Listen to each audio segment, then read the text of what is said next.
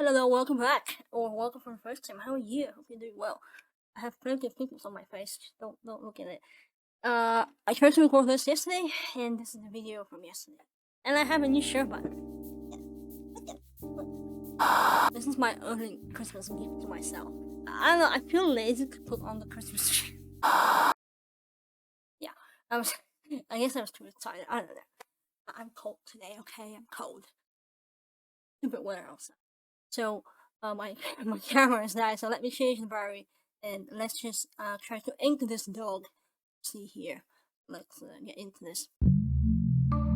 Okay, so clearly we're not gonna have a camera on because apparently I don't have any battery left. So what we're going to do here, first of all, if you want to really get into illustration inside Krita, I would suggest that you would check this channel by David.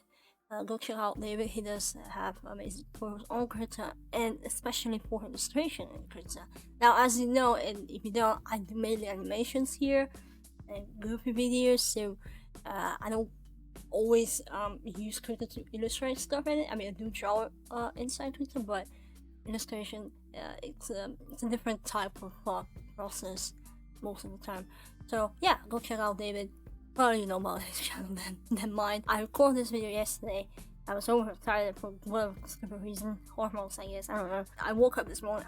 I look at the footage because I did my first cut, and yeah, I didn't like it, and I didn't like the inking that I have here with this dog. So we're gonna redo this, okay? So what I have here, I hide this and I reveal my amazing sketch. First of all, this is my first sketch that I ever did of this dog that in the previous video that you're not gonna see. I said that the dog looks like a penis, and I do apologize if you don't think so, but it does in my opinion, okay? Someone will tell me to take a cold shower. I do not want to take a cold shower, thank you very much. Anyway, so I have here this sketch, and usually what people do, they will lower down the opacity of the sketch that they did, and then they will start inking.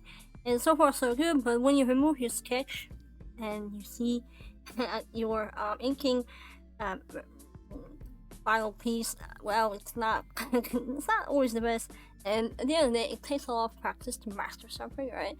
And if you want to achieve something, if you want to do something, you gotta do it, right? You know, you gotta go for it, you gotta ask for it, right? So I want to get better at inking, let's say, not just specifically in Krita, but also in traditional inking.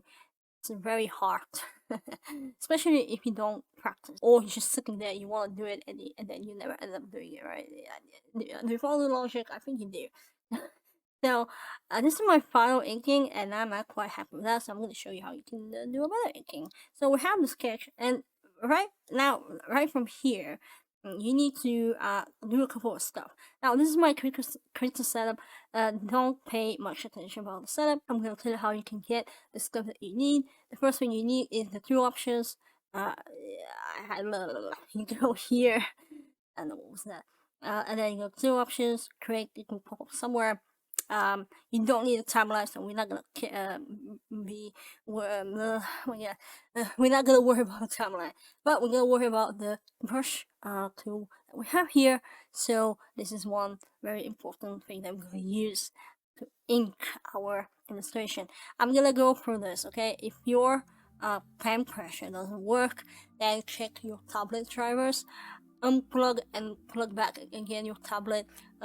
But I'm using a Huion tablet, and sometimes I don't have the pen pressure on. So what I do, I turn off Krita, and then I unplug the tablet and then plug it back again, and then turn on Krita back again, and then usually that works for me. Sometimes you need to update your drivers, and so on and so on. So that out of the way, let's say your drivers and your pen pressure works perfectly, then how to go from here? Well, obviously this brush here that you see, it's not the best for inking. Where you can access your brushes, and usually they're somewhere on your screen, but I find them distracting, at least for me.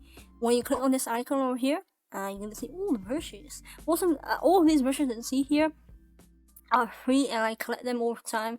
I think David also have amazing. He has amazing brushes. Go check him out. Again, illustration stuff. You can check that channel, and there are a bunch of brushes, and all of them are free.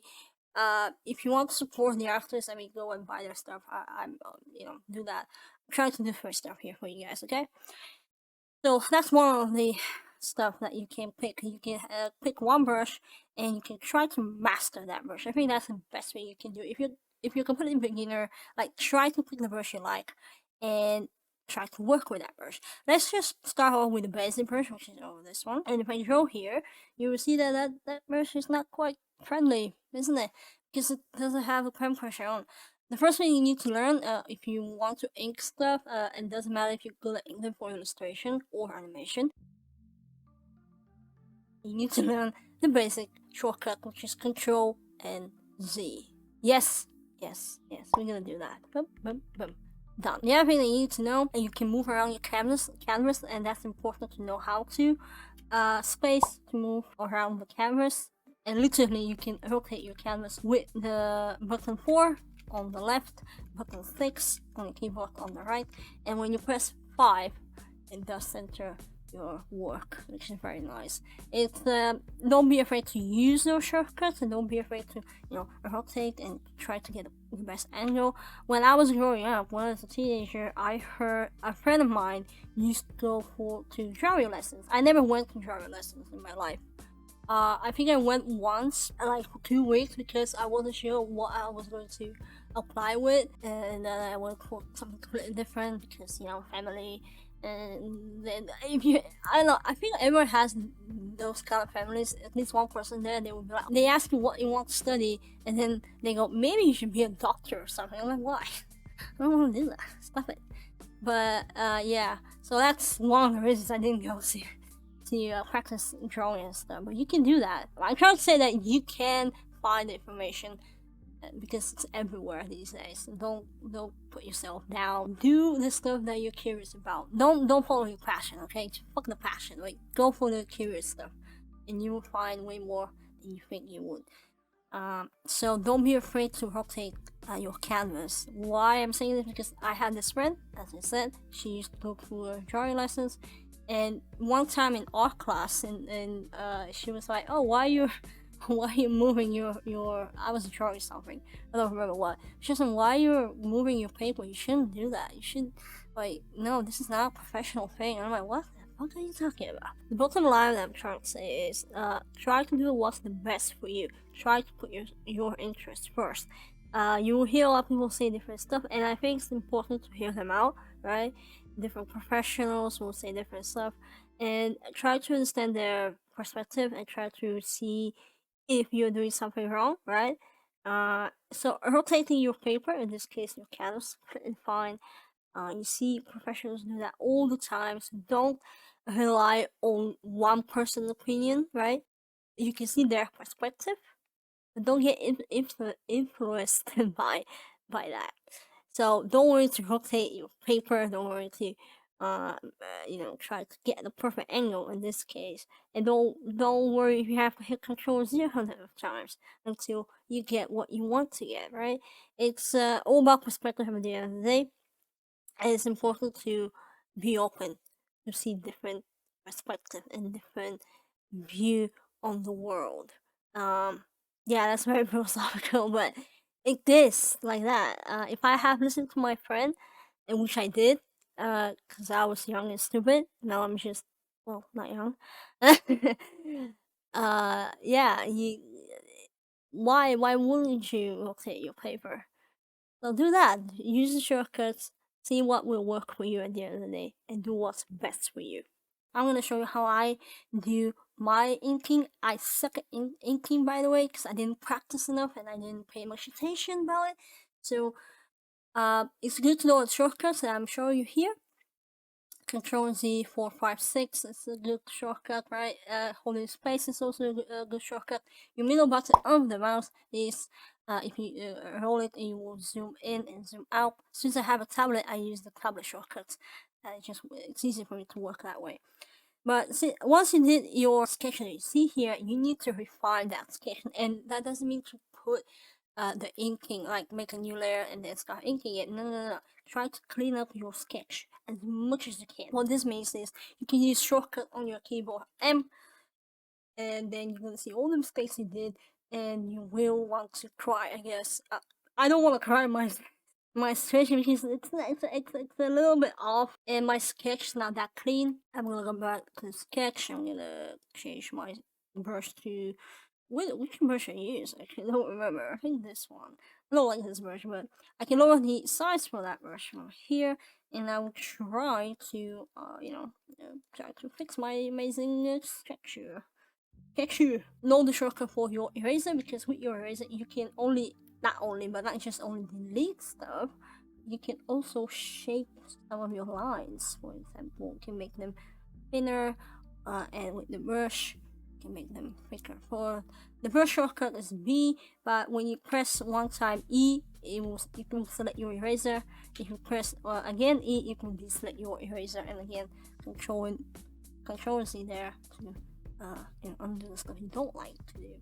Try to refine your sketch lines. That way you can make your sketch better, and when you start inking that sketch, your inking will be better, because the mistakes that you have done now, you will fix them, and by the time you do the inking, you will have a better perspective on what you're doing and how your drawing is forming up. And yeah, that's what I can say on this stage. You can try to refine as much as you can. Don't forget that you can flick your image, and right now this is the original image, right? When I flip that, you can see that this leg looks smaller than this one, so I can just come in and make my brush a little bit bigger. I will try to make this leg to be fairly good looking leg. Yes. What else you can do when you're refining your sketch is go to transform tool over here. Make sure you're on your sketch layer. It will appear here. Now I can flip this actually. Actually no, let's just leave it flipped. And you can hit the right button on your drawing, and then you can go to liquify.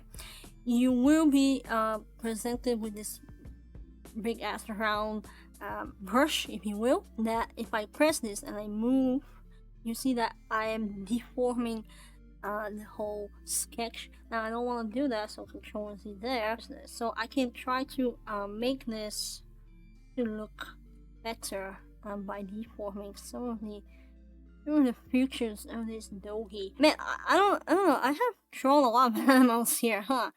Bears, the penguins, what was the other one? I don't remember. Now doggies.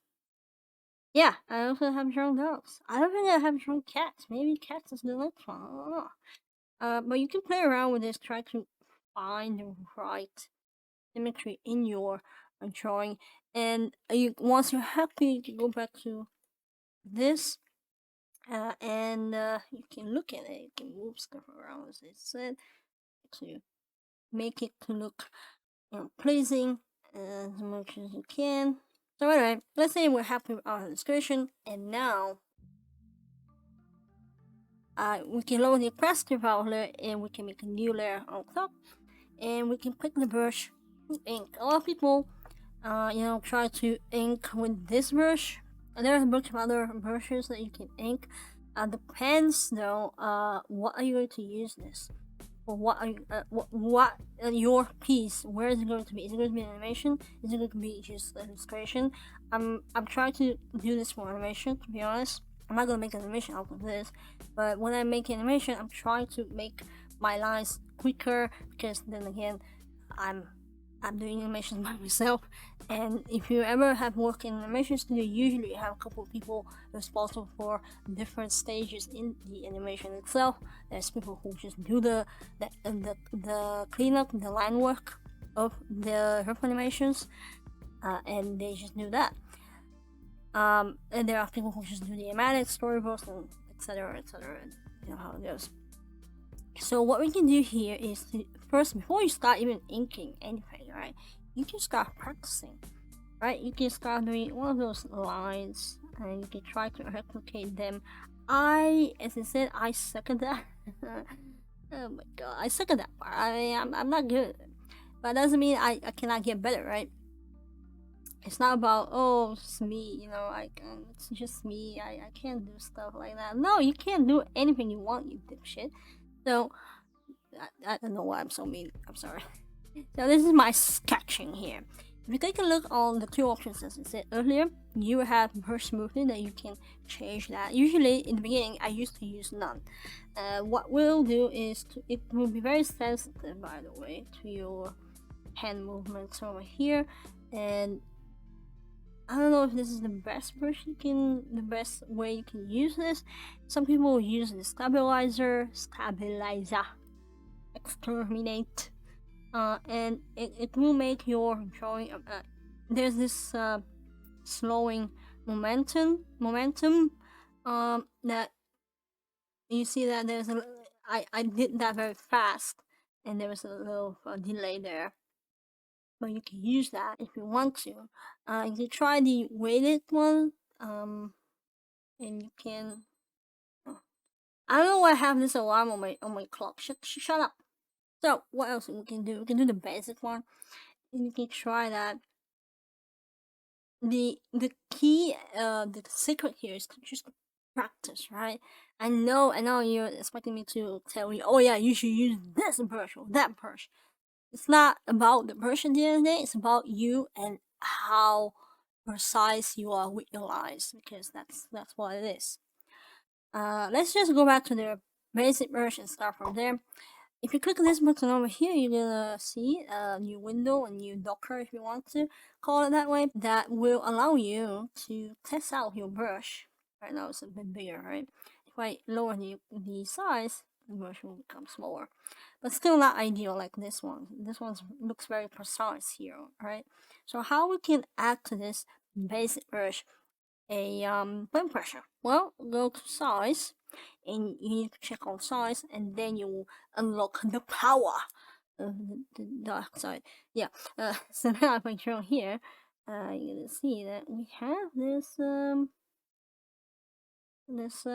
pressure.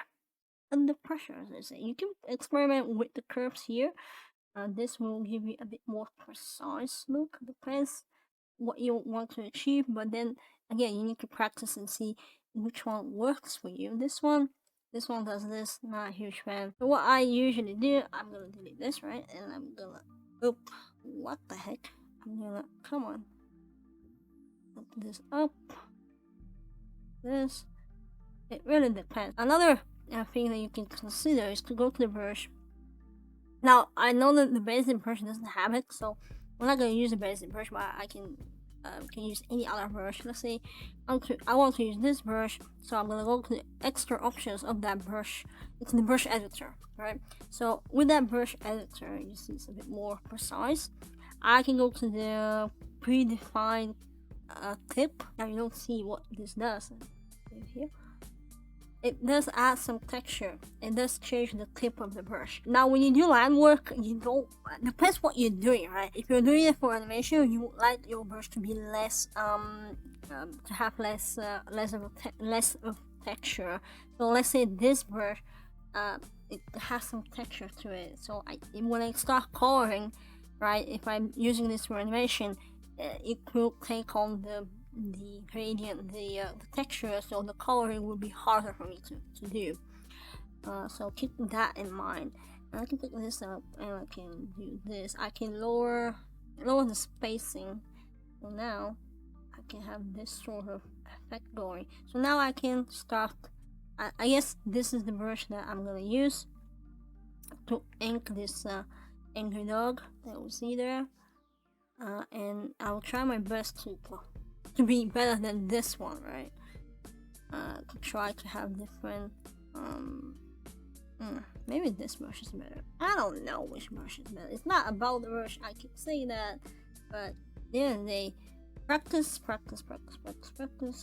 and see if I'm gonna change this to this maybe. Has this little texture element to it. Yeah, so once you're happy with what you're happy, you can delete this part. Okay, so here we go again. This is my second try to ink this, and this is my first try to ink this. I did change the nose, yes, a bit more black here, more all over here. This one looks a bit more angry. Inking takes time, okay? So don't expect to get this from the first time you do it. Now remember, when you zoom in too much, you start seeing the pixels right here. You see that? So that's not ideal. But you can play around with your options of the brush. This is my basic video on this topic, and I'm sorry about the camera. I just apparently don't have battery on. I put to charge, okay? Anyway, hope you like this type of video. I know I said I'm not gonna do tutorials, and I will not. The next tutorial will be 1 hour tutorial on Krita, especially for animation in general. So after that, yeah, I'm not gonna do Krita tutorials, but I will probably do something else. So stay tuned for that, and you know, stay safe, drink your vitamins, and yeah, bye.